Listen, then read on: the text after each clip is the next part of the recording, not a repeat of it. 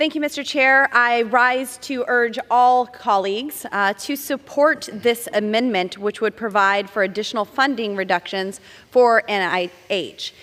If we've learned nothing else from the executive branch's involvement and handling of the COVID-19 pandemic, at the very least, we learned just how corrupt and money-hungry the NIH as an organization truly is.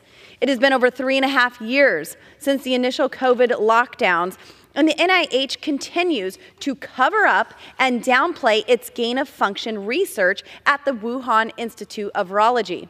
Earlier this year, the Inspector General's report found that between 2014 and 2021, the NIH did not adequately follow its policies with respect to three grants totaling about $8 million to the EcoHealth Alliance.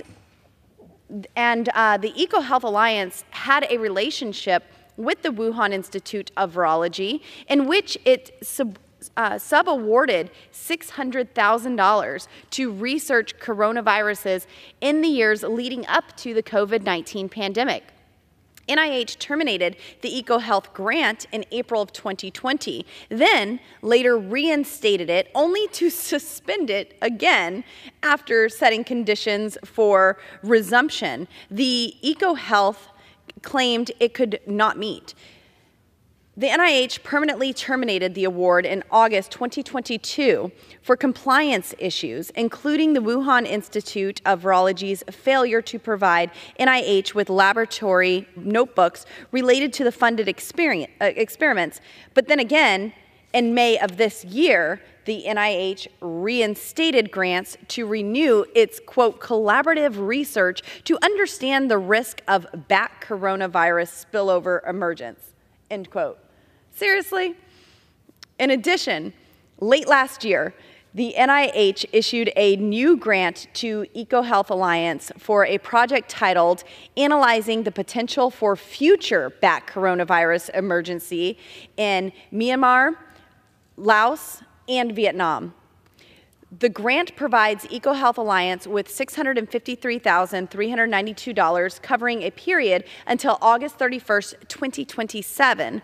Why is an organization that failed to comply with reporting requirements continuing to receive more and more American tax dollars? Even more disturbing, earlier this year, the acting director of NIH, Dr. Boebert, testified before the House Appropriations Committee. I asked him whether gain-of-function research was conducted at the Wuhan Institute of Virology, and he responded, no. However, in an October 20th, 2021 letter to then Oversight and Reform Committee ranking member James Comer, the NIH admitted to funding gain-of-function research on bat coronaviruses at the WIV. Ironically, Mr. Tabak authored this letter in which he stated that the, quote, limited experiment tested whether, quote, spike proteins from naturally occurring bat coronaviruses circulated in China were capable of binding to the human ACE2 receptor in a mouse model. This is classic gain of function, and this is unacceptable. Americans deserve to know the truth, especially when their tax dollars are funding these dangerous practices. As if that were not enough evidence to justify a budget cut, the Biden administration has also inappropriately used the NIH as an extension of the president's radical, unethical policies. For instance, in April of 2021, the NIH reversed restrictions governing federal-funded research to allow the use of fetal tissue obtained from elective abortions. I am grateful the underlying bill includes several guardrails for fiscal year 24, such as prohibiting funding for unethical human embryo and aborted fetal tissue research, prohibiting any support to the Wuhan Institute of Virology, and prohibiting gain-of-function research in an adversarial country. These are good provisions, but they are simply not enough. I also recognize that the underlying bill has reduced the NIH's funding by about 12.5%, but I strongly believe a larger cut is warranted if we want the NIH to realign its priorities with congressional intent. Not only would a larger budget cut force the NIH to eliminate irresponsible spending and research, but it would also send a strong message to the Biden administration that Congress does not approve the NIH's actions. Mr. Chair, my time has expired. Gentlewoman's time has expired. For what purpose does the gentlewoman from Connecticut seek recognition? I rise to claim time in opposition to the amendment. Gentlewoman is recognized. Okay. I guess I'm having trouble listening to a series of science deniers here this afternoon.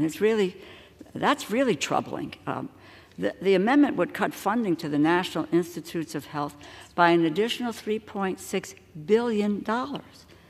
The base bill already cuts NIH by $2.8 billion below what we are talking about in 2023, the 2023 numbers. So 2.8, another 3.6. I think there was another amendment that took additional money, which means that this amendment would bring the overall funding cut to the NIH of $6.4 billion at current funding levels. That would mean drastic cuts to life-saving research on cancer, on Alzheimer's disease, on ALS, on diabetes, on infectious diseases, and the list goes on and on and on. This amendment would cut funding to the National Cancer Institute by an additional $710 million. I'm a survivor, a 36-year survivor of ovarian cancer. I had the benefit of biomedical research. Why shouldn't other women have the benefit of biomedical research to save their lives, with ovarian cancer being one of the biggest killers of women in the nation? It would also cut funding to the National Institute of Child Health and Human Development by $175 million. It would cut funding to the National Institute on Aging by $441 million.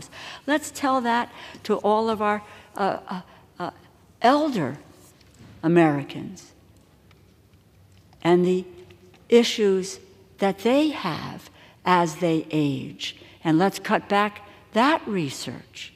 It would cut funding to the National Institute on Drug Abuse by $166 million. I continue to hear from my colleagues on the other side of the aisle about how upset they are about addiction and drug abuse and the increase of that, and what are we doing about it? Well, this research addresses that issue. And it would cut funding to the National Institute of Mental Health by $200 million. Do we not understand that we had a crisis in mental health in this country before the pandemic? And we are in a serious crisis with mental health at all ages post-pandemic. And we want to cut the money for the research for mental health? Put simply, this amendment would mean a drastic cut to scientific breakthroughs, cures to diseases, and life-saving treatments. Do you know that the United States has been the leader in the world? We have in health and advancement. We have the NIH, we have the CDC, we have the FDA. These are crown jewels in what the health is about in the United States and the cures here and abroad. Why would we want to roll back our advancements in health, science, and medical achievements? This does go backwards. I end, which I've said on in prior amendments, our job with these bills is to save lives, not to be engaged in political diatribes. I yield back. Gentlewoman yields back.